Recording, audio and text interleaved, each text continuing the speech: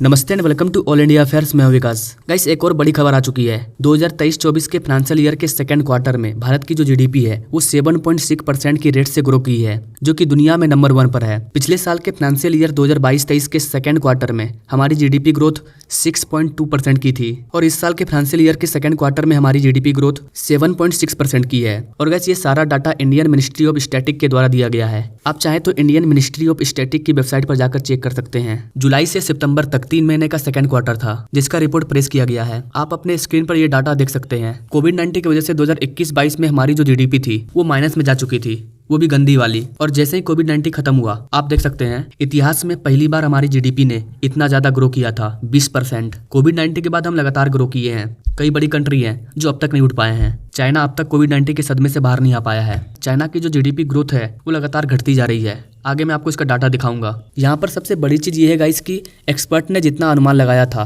भारत के GDP growth के बारे में, उससे हम काफी ज्यादा ग्रो किए हैं। खुद आरबीआई ने 6.5% का अनुमान लगाया था कि भारत अपने सेकेंड क्वार्टर में 6.5% की रेट से ग्रो करेगा, लेकिन ये प्रेडिक्शन गलत साबित हुआ। हमने सारा रिकॉर्ड तोड़ दिया। भारत की जो ग्रोथ रेट है वो 7.6% आई है और ये हमारे रियल जीडीपी का डाटा है। सेकेंड क्वार्टर का जो नॉमिनल जीडीपी ग्रोथ है वो 9.1% है। और गाइस, अब जो मैं आपको बताने जा रहा हूँ, अगर आप दिल से इंडियन हैं तो आपको सुनकर मजा आ जाएगा। नाउ अपने स्क्रीन पर आप ये डाटा देख सकते हैं। माई गवर्नमेंट यानी कि इंडियन गवर्नमेंट से ये डाटा जारी किया गया है। Bharat takes the centre stage in the world economy. पूरे वर्ल्ड के इकोनॉमी ग्रोथ में। गाइस, पहले मैं आपको बता दूं कि मैं 2023 के सेकंड क्वार्टर की बात कर रहा हूं। हर देश का अपना अपना डाटा निकलता है। हर देश में 4 क्वार्टर होते हैं और हर देश का सेकंड क्वार्टर का डाटा जारी किया गया है। और इन सारे डाटा में भारत का जो डाटा है वो नंबर 1 पर है। आप खुद देख सकते हैं, भारत से ऊपर कोई है ही नहीं। जापान और जर्मनी जैसे देश तो माइनस में जा चुके हैं। चाइना भी 5% के नीचे है। सारे के सारे बड़े कंट्री की जो इकोनॉमिक ग्रोथ है वो हमसे पीछे है। वर्ल्ड एक्सपर्ट्स का कहना था कि भारत अपने सेकंड क्वार्टर में इतना ग्रो नहीं कर पाएगा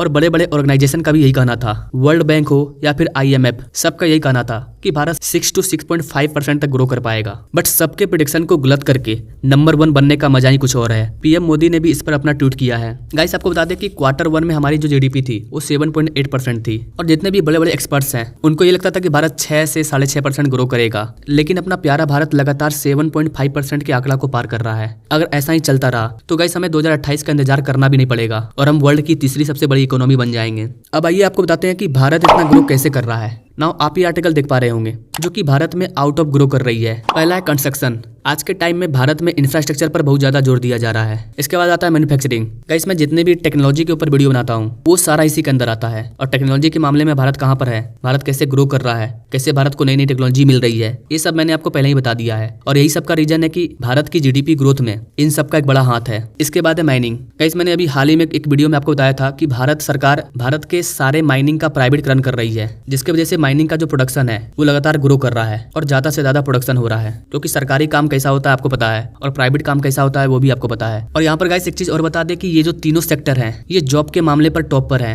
आई थिंक आपको पता होगा कि कंस्ट्रक्शन सेक्टर, जिसे हम रियल एस्टेट सेक्टर भी कहते हैं, ये भारत का सेकंड लार्जेस्ट जॉब जनरेटर है और ये ग्रो कर रहा है। तो इसका मतलब क्लियर है कि इसमें लाखों की मात्रा में लोगों को रोजगार मिल रहा है। और गाइस, ये सारे जॉब प्राइवेट है। मैं सरकारी जॉब की बात नहीं कर रहा हूँ। आने वाले टाइम में सरकारी जॉब तो खत्म ही हो जाएगा, क्योंकि हर चीज का प्राइवेटकरण हो रहा है। मतलब अब आप सरकार को धोखा दे करके बैठ करके सरकारी पैसा नहीं खा सकते हैं और यही चीज होना चाहिए। अगर ऐसा नहीं होगा तो भारत ग्रो नहीं कर पाएगा और सारे कंट्री आगे निकल जाएंगे।